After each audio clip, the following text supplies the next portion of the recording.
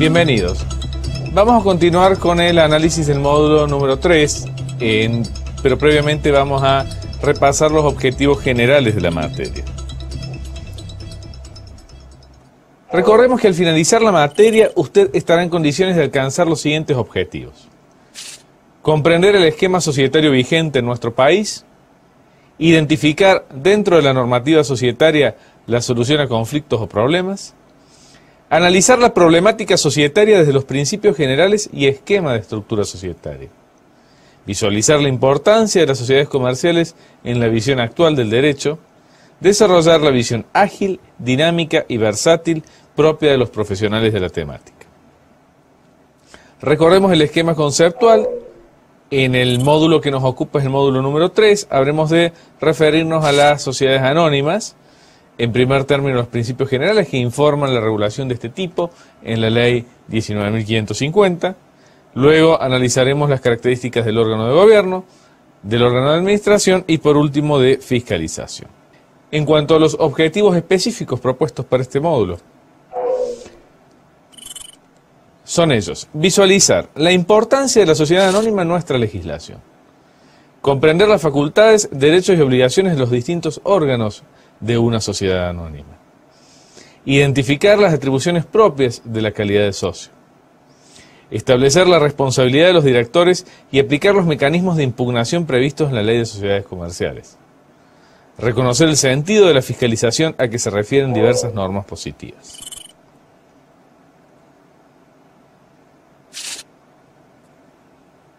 Las sociedades anónimas.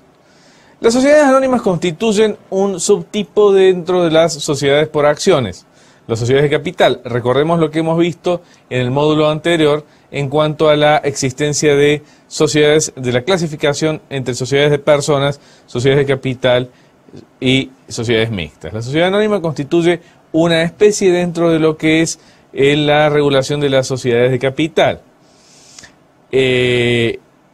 La calidad de socio en este tipo societario adquiere una importancia importante en cuanto a su participación patrimonial, es decir, en las sociedades anónimas el socio accionista, a decir de algunos autores, más que la calidad de socio, más que un socio, en realidad se lo reconoce como un inversor. ¿Por qué el nombre de sociedades anónimas? El nombre de las sociedades anónimas viene dado en función de la posibilidad que no se encuentra vigente en la actualidad, de emitir acciones al portador. Las acciones son los títulos en los cuales se representa la calidad de socio.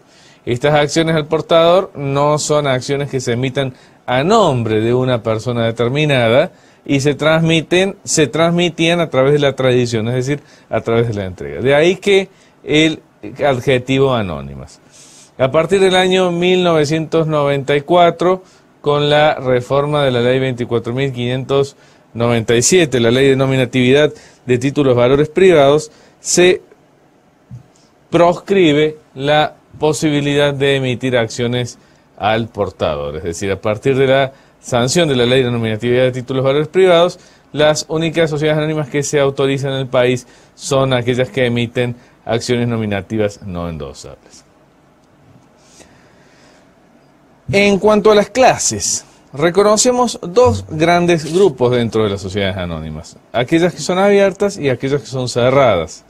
Las sociedades anónimas abiertas son aquellas que hacen oferta pública de sus acciones, mientras que las sociedades anónimas cerradas son aquellas que, por contraposición, no hacen oferta pública de sus acciones. Dentro de las sociedades anónimas cerradas podemos distinguir como una especie las sociedades anónimas de familia, que son una especie dentro de las sociedades anónimas cerradas, que se caracterizan por una relación intuite-persona. Es decir, las sociedades anónimas cerradas o de familia constituyen una especie dentro del género de sociedades anónimas cerradas en la cual existen lazos familiares. Se trata de un negocio intuite-persona que tiene una estructura de una sociedad de capital. Tradicionalmente se insiste en que en el caso de lo que caracteriza a la sociedad anónima de familia es la existencia de socios que trabajan en la sociedad, de socios que administran la sociedad y que por otra parte son dueños de la sociedad. ¿Cuáles son los caracteres de las sociedades anónimas conforme a nuestra legislación. En primer lugar, el capital social se divide en acciones. Las acciones son títulos en los cuales se divide y se representa el capital social. La responsabilidad del accionista se encuentra limitada a las acciones suscritas. A diferencia de las sociedades de responsabilidad limitada que estudiamos en el módulo anterior, en los que la responsabilidad del socio se encuentra limitada al, digamos, el socio garantizaba la integración del capital social, en el marco de las SA la responsabilidad se circunscribe estrictamente a las acciones suscritas. Y poseen una estructura orgánica, es decir, poseen órganos de gobierno, la asamblea accionista, fiscalización y un órgano de administración que es el directorio. En cuanto a la constitución, las sociedades anónimas pueden constituirse por acto único o por suscripción pública. El acto único es cuando coincide la suscripción del capital con la constitución, mientras que la constitución por suscripción pública presupone la existencia de una serie gradual de actos en los cuales se propone constituir una sociedad anónima y se designa, fija una asamblea a los efectos de buscar adherentes a este negocio para suscribir el capital social, es decir, se realiza la suscripción la constitución de manera escalonada, mientras que en la constitución por acto único, el momento de la constitución y suscripción del capital coinciden. En cuanto a la forma, dijimos que en las sociedades comerciales la forma es escrita, en el caso de las sociedades anónimas la forma es instrumento público. Corresponde efectuar la siguiente salvedad.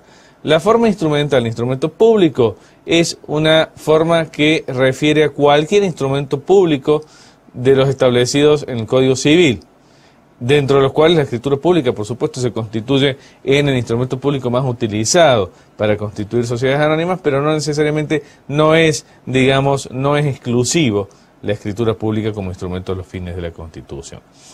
Por otra parte, esta exigencia de la Constitución es una exigencia que deberá observarse en el momento de la Constitución y no al momento de la modificación. Y ello es en orden a la diferente naturaleza jurídica que posee el acto constitutivo, naturaleza contractual, respecto del acto modificatorio que tiene naturaleza colegial. En cuanto a las acciones son las alícuotas partes en las cuales se divide y se representa el capital social. Según su naturaleza, pueden clasificarse según el modo de transmisión o según los derechos que confieren los accionistas. En el primer caso, las acciones se clasifican en acciones nominativas, es decir, aquellas que se emiten a nombre de una persona determinada, y acciones al portador, que son aquellas que se emiten al portador, es decir, no se emiten a nombre de una persona determinada. Dentro de las primeras, a la vez, las acciones nominativas pueden ser de carácter endosable o de carácter no endosable. Las primeras son transmisibles a través de un endoso, mientras que las segundas, que son las únicas autorizadas en la actualidad, son transmisibles por vía de la cesión de derechos. Y las acciones al portador son aquellas que no se emiten a nombre de una persona determinada, se transfieren a través de la entrega o a través de la tradición. En cuanto a los derechos que confieren las acciones, pueden clasificarse en acciones ordinarias o acciones preferidas. Las acciones ordinarias son las que confieren iguales derechos patrimoniales que extrapatrimoniales, mientras que las acciones pueden también acordar una preferencia en cuanto al aspecto patrimonial o pueden acordar una preferencia en cuanto al aspecto parapolítico, es decir, en cuanto a los votos. En el primer caso, la ley no refiere cuáles son las preferencias. En realidad, estas pueden consistir en diversas modalidades. Pueden consistir en un interés determinado, un derecho preferente o cualquier tipo de preferencia patrimonial. Mientras que las preferencias en los votos, las preferencias en cuanto a los votos presupone la existencia de un voto plural por cada acción que no puede exceder los 5 votos por acción. Es incompatible la preferencia patrimonial con la preferencia de carácter extrapatrimonial. Y existe un supuesto que es el supuesto de la Asamblea Especial de Supuestos Especiales, previsto en el artículo 244 de la ley, en la cual todas las acciones votan de igual voto, es decir, las decisiones que se adoptan en esta Asamblea deben serlo por mayoría absoluta de acciones con derecho a voto sin aplicarse la pluralidad de votos. En cuanto a la suscripción e integración del capital social, la suscripción del capital social debe ser íntegra al momento de la constitución, en el caso de las sociedades anónimas, y la integración deberá efectuarse conforme a la naturaleza de los bienes dados en aporte. Si se trata de los únicos bienes que pueden darse en aporte en las sociedades anónimas son bienes susceptibles de ejecución forzada. Caso en que el aporte consista en dinero en efectivo, deberá integrarse el 25% al momento de la constitución y el saldo en un plazo que no excede los 2 años desde este acto. El capital social constituye en las sociedades anónimas un elemento de trascendente importancia como contrapartida a la limitación de la responsabilidad de los accionistas en este tipo societario. Cuanto a los principios que informan el capital social, son los principios de la determinación, debe estar determinado, es inviolable y es intangible. El principio de la intangibilidad del capital social se vincula con la función de garantía que en las SA tiene este elemento. No existe en la ley una norma que refiere de manera expresa al principio de intangibilidad del capital social, pero sí se encuentra disperso a lo largo de una serie de normas. ¿Cuáles son ellas? Por ejemplo, aquella que asegura un capital mínimo, para el caso de las sociedades anónimas, aquella que limita el tipo de aportes que pueden darse, bienes susceptibles de ejecución forzada, la que obliga a constituir reservas legales a los efectos de dotar de mayor consistencia patrimonial al capital social, la que impide emitir acciones por debajo del valor par, excepto en determinados tipos de sociedades, la que establece la necesidad de reducir obligatoriamente el capital social en el caso que las pérdidas insuman las reservas y la mitad del capital social, la que impide repartir utilidades en caso de que existan pérdidas de ejercicios anteriores o del mismo ejercicio sin enjuagar.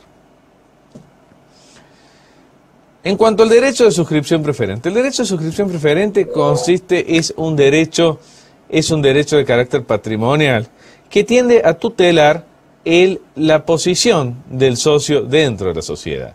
Recordemos que existe una serie de derechos que cuyo ejercicio presupone el hecho de detentar determinado porcentaje de participación societaria. Por ejemplo, el derecho de información, en el caso en que existe una sindicatura, puede ser requerido por accionistas que representen al menos el 2% del capital social. A los efectos de intimar la convocatoria de una asamblea se requiere ser titular del 5% del capital social. De ahí la importancia del porcentaje de participación societaria, que no se vincula estrictamente con lo que es solamente el tema de las mayorías, sino el ejercicio de ciertos derechos. Este derecho de suscripción preferente, ¿cuál es el objetivo? El objetivo es permitir mantener el porcentaje de participación societaria del socio en el caso de aumento del capital social. Es decir, en virtud de este derecho, el accionista frente a un aumento del capital social tiene la facultad de adquirir tantas acciones como sean necesarias para mantener su participación societaria. Este derecho no debe confundirse con un derecho que se encuentra vinculado, que es el derecho a crecer. El derecho a crecer es el derecho de incrementar la participación societaria en el supuesto en el cual, en el seno de una asamblea, un accionista no haya hecho uso del derecho de suscripción preferente. Por ejemplo, supongamos que en una sociedad anónima compuesta por 3 accionistas, A es titular del 30% del capital social, B del 20% y C del 50%. A y C hacen uso del derecho de suscripción preferente frente a un aumento del capital social. B no hace uso del derecho de suscripción preferente. Esas acciones que les corresponderían tendrán que ser adquiridas o por otros accionistas o por terceros. El derecho a crecer presupone la necesidad previo a vender estas acciones a terceros del hecho de permitirle a los accionistas que se encuentran en la sociedad adquirir estas acciones. Por eso se llama derecho a crecer, incrementar.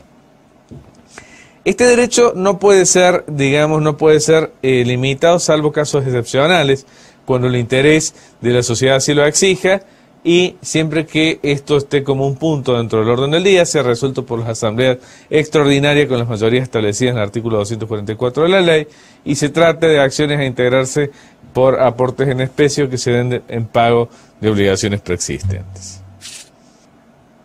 Bien, en cuanto a las asambleas de accionistas. Las asambleas de accionistas constituyen el órgano de gobierno en las sociedades anónimas,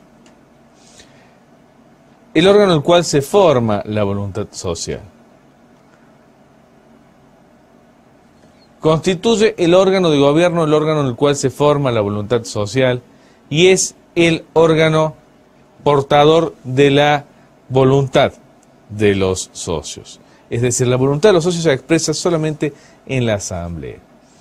El directorio debe cumplir las resoluciones asamblearias y las decisiones adoptadas por la mayoría en materia de asamblearia deben ser respetadas por las minorías y ejecutadas por el directorio. En el próximo bloque habremos de continuar con el desarrollo de este punto.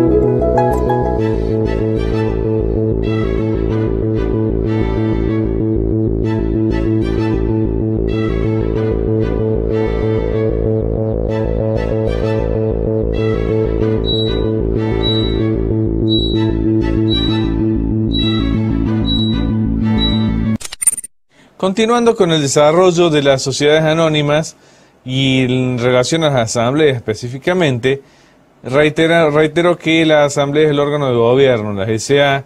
constituye un órgano de carácter necesario, un órgano de carácter no permanente y un órgano de carácter colegiado. Es un órgano de carácter necesario porque, a diferencia de la sindicatura, no puede prescindirse de la asamblea como órgano de gobierno en la S.A. La asamblea es el gobierno. Es un órgano de carácter no permanente porque la asamblea no delibera sino cuando es convocada. Cuando es convocada por las personas expresamente legitimadas para ello. ¿Quién puede convocar asamblea? El directorio, la sindicatura, el consejo de vigilancia, la autoridad de aplicación. El accionista individualmente considerado no puede convocar individualmente a la asamblea. Lo que puede hacer es intimar al directorio, siempre que posea un porcentaje de participación societaria que está establecido en el 5%, para que el directorio convoque a la asamblea. Y si este no lo hace en un plazo determinado, puede solicitar la convocatoria vía judicial.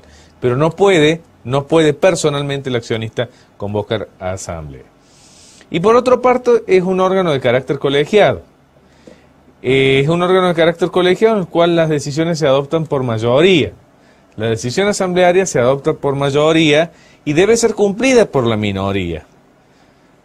Y debe ser ejecutada por el directorio. El directorio no puede resistirse a ejecutar una decisión asamblearia. En cuanto a la clasificación, las clasificaciones y sin perjuicio de lo provisorio y de lo personal, de qué es una clasificación. La clasificación no es, digamos, algo que sea científico, sino que se les explica los efectos de que ustedes les resulte más didáctico el estudio de un tópico. La clasificación he preferido efectuar dos tipos de clasificaciones. En orden a el tipo de accionistas que concurren a la asamblea, y en este sentido podemos distinguir las asambleas generales, que son aquellas que son convocadas a los efectos de que concurran todos los accionistas, las asambleas especiales, que son las asambleas de clase, es decir, en aquellos supuestos en los cuales el estatuto prevea la existencia de distintas clases de acciones, la asamblea especial convoca a todos los accionistas titulares de una misma clase de acción. Y las asambleas unánimes. La asamblea unánime es una asamblea en la cual se encuentra presente la totalidad del capital computable y las decisiones son por unanimidad. Constituye una excepción al orden del día, que es un presupuesto de la celebración de la asamblea. El orden del día es una enumeración de los temas que considera la asamblea y se encuentra íntimamente vinculado con un derecho esencial que hemos estudiado en otro módulo que es el derecho de información, es decir, en virtud del orden del día es que el accionista cuando concurre a la asamblea puede conocer de antemano cuál es el tema que se va a tratar. Este es el sentido del orden del día y el sentido también de que la convocatoria se hecha con cierta antelación para darle posibilidad a este accionista de poder informarse y ejercitar sus derechos de modo adecuado. En cuanto a la competencia, las asambleas se clasifican en asambleas ordinarias y asambleas extraordinarias. Las asambleas ordinarias tienen la competencia específica atribuida por el artículo 234 de la ley. Se refieren a la consideración del balance, estados de resultados, cuadros, notas anexos, memorias, etcétera, y toda la documentación contable, a la designación y remoción de los administradores, a la consideración de la responsabilidad de los administradores y al aumento del capital social hasta el quíntuplo en el caso en el cual el estatuto prevea esta posibilidad. La asamblea ordinaria, es una asamblea que tiene que ver con todo lo que hace la gestión ordinaria dentro de la empresa, dentro de la sociedad. Mientras que la asamblea extraordinaria refiere a todo lo que exorbita el ámbito de actuación, de competencia funcional de la asamblea ordinaria.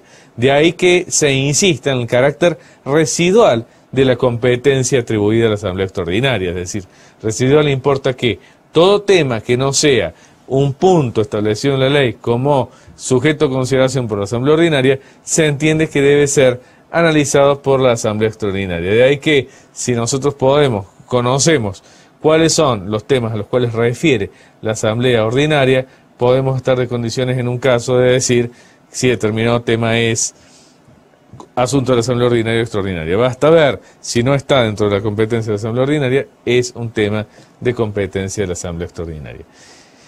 ¿En qué difiere una y otra asamblea? Difiere en el quórum y en las mayorías. ¿Y qué es el quórum y las mayorías? El quórum constituye el número de capital mínimo que es necesario para que la asamblea pueda comenzar válidamente a deliberar. El concepto de quórum seguramente ustedes, si no lo han visto en una asamblea, lo han visto en el Congreso de la Nación. Cuando se dice hay quórum, ¿qué se refiere? Que existe el número de legisladores necesarios como para que un órgano colectivo pueda comenzar a deliberar. En materia asamblearia, el quórum tiene un sentido similar, sin perjuicio que en realidad el quórum se mide por el capital y no por el número de personas. En la asamblea ordinaria, el quórum es en primera convocatoria la mayoría absoluta, en segunda convocatoria no hay un quórum mínimo, y en la extraordinaria es el 60% del capital, y en segunda convocatoria el 30%, salvo que el estatuto prevé un quórum mayor o menor. Mientras que la mayoría es, una vez que existe el quórum, la cantidad de votos necesarios para que una resolución pueda válidamente ser aprobada. ¿Quiénes son los sujetos legitimados a los efectos de la convocatoria? Los hemos dicho recién, son los directores. Los administradores son los sujetos por excelencia que tienen el deber de convocar asamblea, los síndicos, integrantes del órgano de fiscalización, los miembros del Consejo de Vigilancia, la autoridad de aplicación y el juez, en el caso en el cual el accionista haya intimado al directorio a los fines de la convocatoria y el directorio en un plazo establecido no lo haya efectuado. A los efectos de la convocatoria judicial se requiere acreditar la calidad de accionista, se requiere haber intimado al directorio para que proceda a convocar a la asamblea, y la intimación que debe efectuar el accionista al directorio debe contener los puntos que quiere que sean tratados en la asamblea. Es decir, el accionista que concurre al directorio, en solicitud de una convocatoria de asamblea, debe expresarle para qué quiere que esta asamblea se realice. Si transcurre un plazo desde esta intimación, la cual debe ser efectuada mediante un medio fehaciente, los efectos de poder eventualmente después en un juicio poder acreditar esta situación, este accionista puede ir ante el juez, ante el órgano judicial, y solicitar la convocatoria judicial. Y en este caso el juez lo que va a corroborar es la concurrencia de estos recaudos, es decir, la calidad de accionista de quien lo pide, la intimación, el transcurso del plazo y la ausencia de la convocatoria. En cuanto al trámite a asignar a este pedido, la doctrina y la jurisprudencia han debatido durante mucho tiempo si esto es un trámite contencioso, es decir, si debe dársele audiencia a la sociedad o si puede directamente, frente al incumplimiento, si el tribunal debe proveer esta medida. Mayoritariamente la jurisprudencia se ha expedido en el último de los sentidos indicados, es decir, basta acreditar la intimación y el transcurso del plazo y el juez en realidad el tribunal debe convocar judicialmente a asamblea. La actividad del tribunal en este caso se circunscribe estrictamente a ordenar a proveer los recaudos tendientes a lograr la celebración, lograr, digamos, el hecho de la celebración de la asamblea. No va más allá de eso, es decir, el tribunal lo que hace es constatar que se cumplan los recaudos y convocar asamblea. Luego esta asamblea que se celebre, como cualquier asamblea, está sujeta también al control de legalidad, al control de impugnación, como si se tratara de cualquier asamblea celebrada y convocada por cualquier órgano.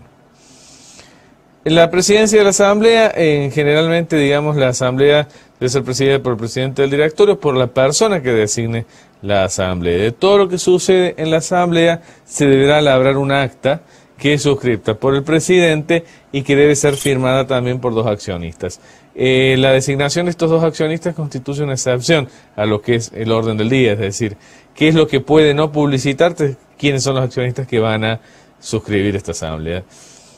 Bien. En cuanto a la acción de impugnación, la asamblea es un acto jurídico. El acto jurídico colegial es la asamblea. La asamblea es una decisión adoptada por mayoría, es un acto colegial. Como acto jurídico que es, está sujeto a un control de legalidad. Y este control de legalidad en el ámbito societario es a través del ejercicio de la acción de impugnación prevista en los artículos 251 a 254 de la ley. Esta acción de impugnación judicial de asamblea puede ser iniciada por cualquier accionista que concurra a la asamblea y que vota negativamente, o por algún accionista ausente, o por algún accionista presente cuyo voto sea anulable, es decir, asimilable al accionista que votó negativamente o ausente, o por el directorio, síndico, miembros del Consejo de Vigilancia y la autoridad de aplicación. ¿Cuándo una decisión asamblearia puede ser impugnada judicialmente? Cuando esta decisión es violatoria de la ley, del estatuto, del reglamento, es decir, cuando es una decisión antijurídica. ¿Ante quién debe promoverse la acción? Ante el juez del domicilio social y en contra de la sociedad. La sociedad es demandada. La sociedad como sujeto de derecho es demandada. Debe plantearse dentro de un plazo que es un plazo de 3 meses. La ley de sociedades guarda silencio respecto de si se trata de un plazo de caducidad o prescripción, aun cuando la doctrina y la jurisprudencia mayoritariamente se han expedido acerca de la última de las posibilidades, es decir, que es un plazo de caducidad, y no han hecho atendiendo al hecho de que se trata de una acción establecida en la ley de fondo y que está dentro de la ley de fondo este plazo. En el marco de esta acción de impugnación puede solicitarse como medida precautoria la suspensión preventiva de la ejecución de la decisión objeto de la acción.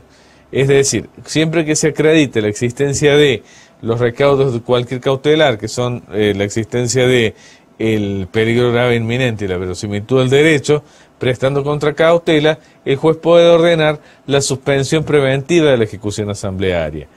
Esto es una medida precautoria, puesto que a diferencia de la medida cautelar no tiende a resguardar el estado de cosas, sino que produce la modificación del estado de cosas, con lo cual, a decir de cierta doctrina, la procedencia de esta medida está supeditada no solamente a probar, digamos, la existencia de un peligro, sino también su irreparabilidad.